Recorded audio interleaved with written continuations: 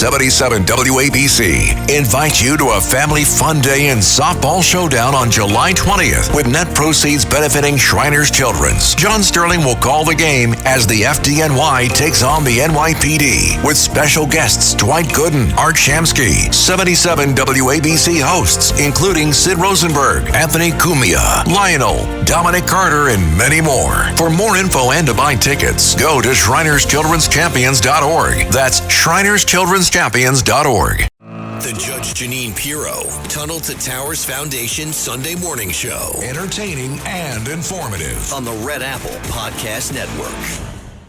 All right, let's bring in our next guest, and it is a great selection as far as that's concerned. He is the co-host of the @2way TV app, so that's @2way TV app. I listen to it every day on my morning hike, and the best part is you don't have to listen live. Listen anytime you want, anywhere you want, and that's the morning meeting and the group chat.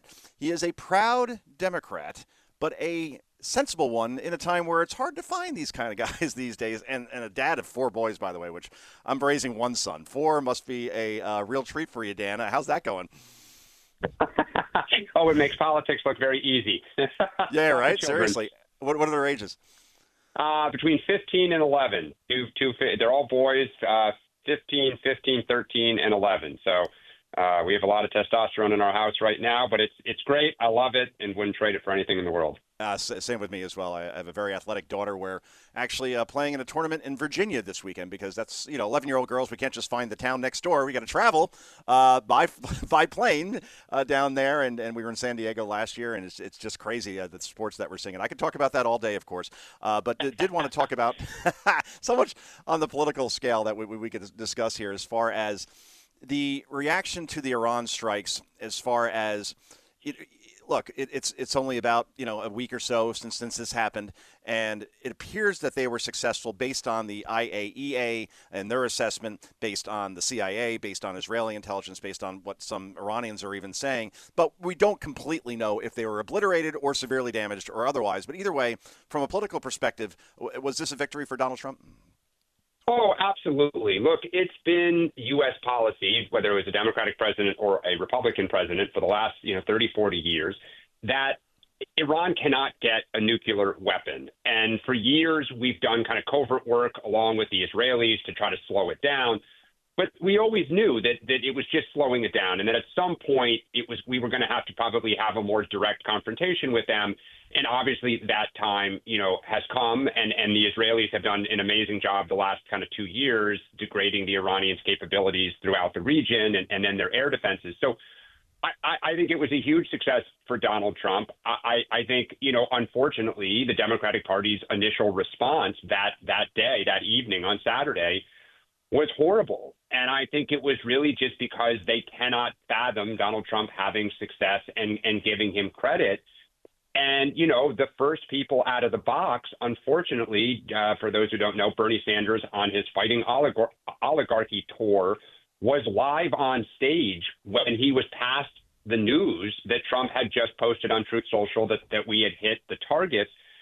And, he literally starts saying this is unconstitutional. The crowd starts booing about Trump and chanting against him. And a few minutes later, the next major statement to come out from a Democrat was AOC saying that Trump should be impeached. And it kind of went downhill, if from my perspective, from there. And, the party, nobody said we ought to applaud the U.S. military for an amazing job, that they thankfully got out, safely and were on their way home, and that it was is a good thing to not let the Iranians get nuclear weapons. Those two important facts were omitted, and instead we got these kind of hysterical, Donald Trump should be impeached statements, which in my opinion, you can disagree with whether we should or should not have done what we did, but it was not an impeachable offense, and it wasn't even unconstitutional. Because, of course, Barack Obama struck Osama bin Laden. He didn't ask for the Pakistanis' permission, and he didn't ask for Congress to green light attack at midnight. So it was a rough few days to be a Democrat and watch our party kind of, lose its I don't even know what the right word is, just to lose its mind. Just get right to the point. And we're talking to Dan Turrentine. Two-Way is the app. The morning meeting is a must-watch, must-listen to, because what you get is Dan, who is a Democrat. You get Sean Spicer, former White House press secretary, obviously Republican, and then Mark Halperin is there, who's been a great journalist for many decades, who kind of quarterbacks it and obviously offers his input as well. But what you get is civility, and you don't see that very often in political discussions, for the most part anyway. And it's just a smart broadcast as far as if you just want to learn stuff without all the noise that we see so much in other sectors of cable news. As far as you mentioned before, the response was horrible, and you mentioned Bernie Sanders and AOC. That's obviously the far left wing of the party. Yeah. Is the response horrible because there is no central message? In other words, all these folks are operating in silos. Social media allows you to do that, and you have a thought, you share it with your millions of followers, and that suddenly becomes a Democratic response. Meanwhile, John Fetterman is quite the opposite, praising the American military, praising President Trump as far as carrying out this strike, and the Israelis as well. So is that the problem, that there is no central messaging, where then we have a Fetterman saying one thing, AOC saying something else, and then a Chris Murphy saying something similar to AOC, but not quite? It seems like that's what's happening right now, that because there's no leader, Dan, therefore the message is muddled, or it's just something that if you were advising the party, you'd say, maybe we hold off on this because this is not going to look ultimately in the big picture like it's a very, very good thing. Yeah, no, Joe, it's a great point. We are leaderless. And I think what was really stark about this, and this, I'm going to date myself a little, in 2006, when Democrats, ultimately took back the House and the Senate, if you recall, there was a clamoring within the base of the Democratic Party to cut off the funds for the war in Iraq. Yeah. To pop into the mainstream, the Bush, people were trying to really highlight it. And Nancy Pelosi called the caucus together in a meeting and said, knock it off. Like, we have just won the majority. This is about serious leadership. We're not going to leave the troops in the field. We're going to hold, oversight hearings. We're going to hold them accountable.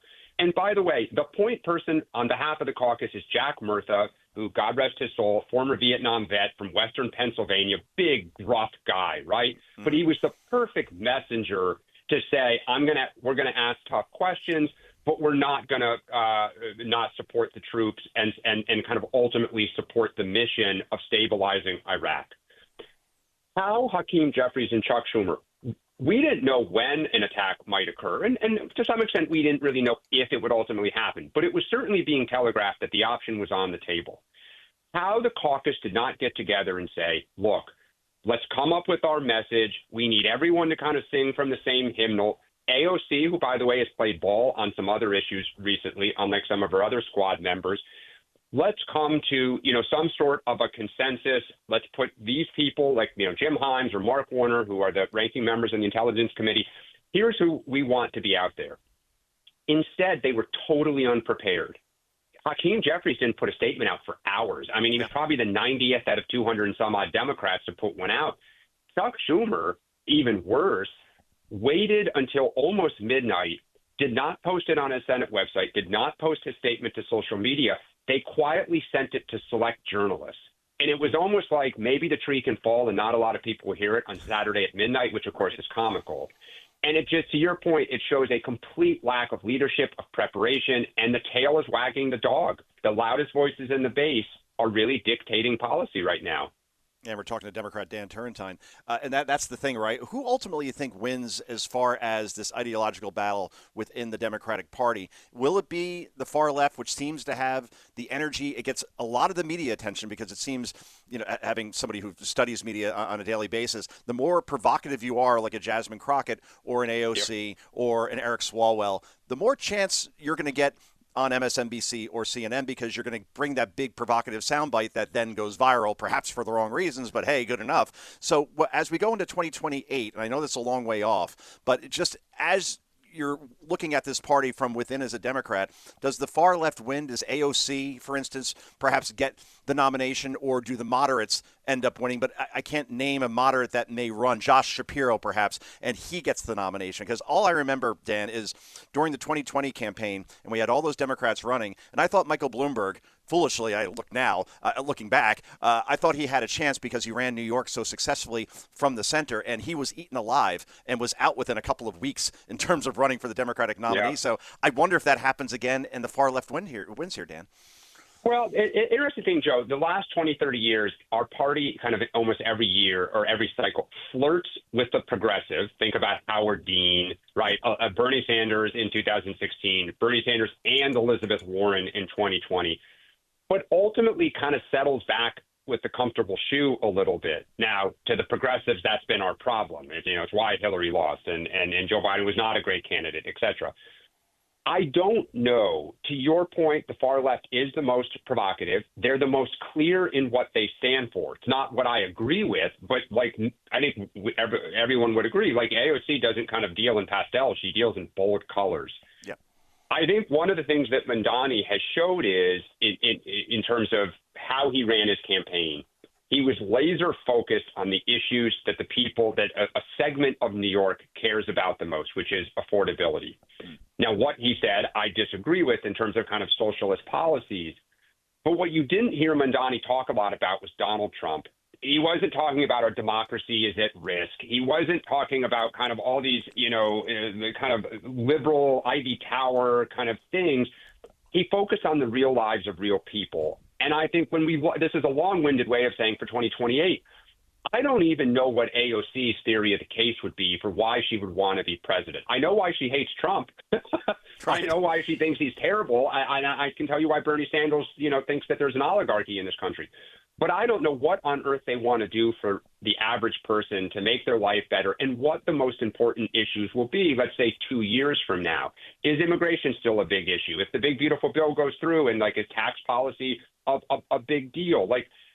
So I think, interestingly, Pete Buttigieg, I think, is quietly kind of beginning to lay a foundation that actually may be a little bit real in that he knows who he is. He can talk to anybody. He's unafraid to go talk on Fox News. He's unafraid to go on MSNBC. He hasn't laid out a theory of the case, but he's showing a dexterity and a comfort level that I haven't seen from other people.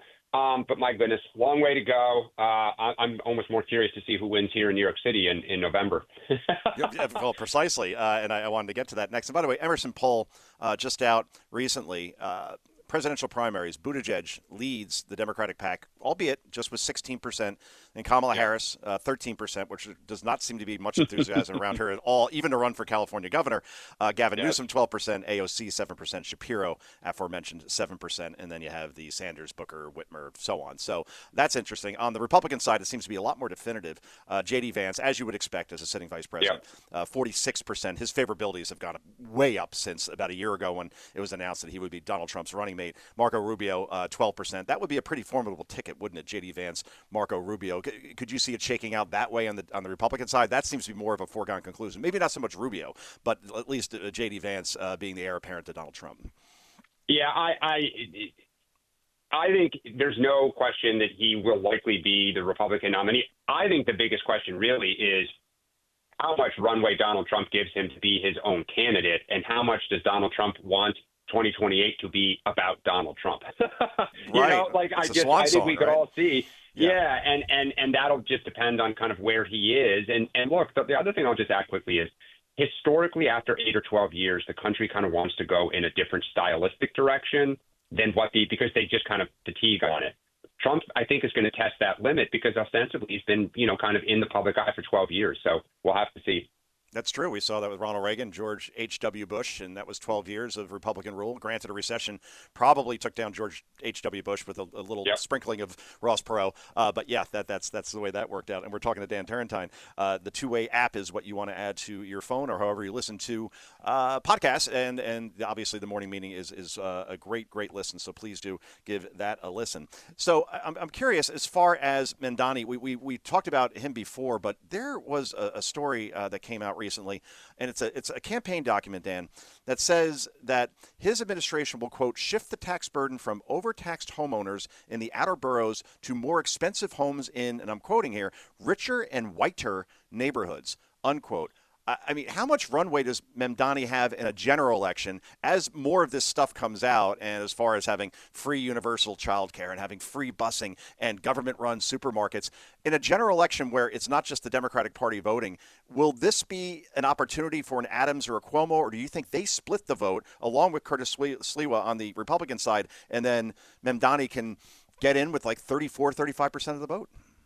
That's the $1 million question. I think there's a poll out, I think today or within the last few days since the election that showed Cuomo and Mondani both, I think it was at 38%, and then Adams at 14%. Wow. I think if you put that Cuomo and Adams vote together, right, they win. I don't know if Mondani can do it. It's the great question. Can the other side consolidate behind one person before he is already racing, because he knows this, to soften his positions, moderate on issues, and try to kind of attract working class voters to get over the hump? It's going to be a fascinating time here in the New York City area. That's certainly for sure over the next couple of months. And unfortunately, I'm being told that we got to go. But Dan, thanks so much for joining us. And really, I mean, let's definitely have you back. And again, guys, it's a two-way app. Definitely listen to the morning meeting and everything else that it has to offer, because it's really smart political commentary, as you just heard from Mr. Turrentine. So again, you have a great rest of your weekend, sir, and we will talk again soon. Thanks for having me on, Joe. All right, thanks, Dan. The Judge Jeanine Pirro Tunnel to Towers Foundation Sunday Morning Show on the Red Apple Podcast Network. 77 WABC invites you to a family fun day and softball showdown on July 20th with net proceeds benefiting Shriners Children's. John Sterling will call the game as the FDNY takes on the NYPD with special guests Dwight Gooden, Art Shamsky, 77 WABC hosts including Sid Rosenberg, Anthony Cumia, Lionel, Dominic Carter, and many more. For more info and to buy tickets, go to ShrinersChildren'sChampions.org. That's ShrinersChildren'sChampions.org.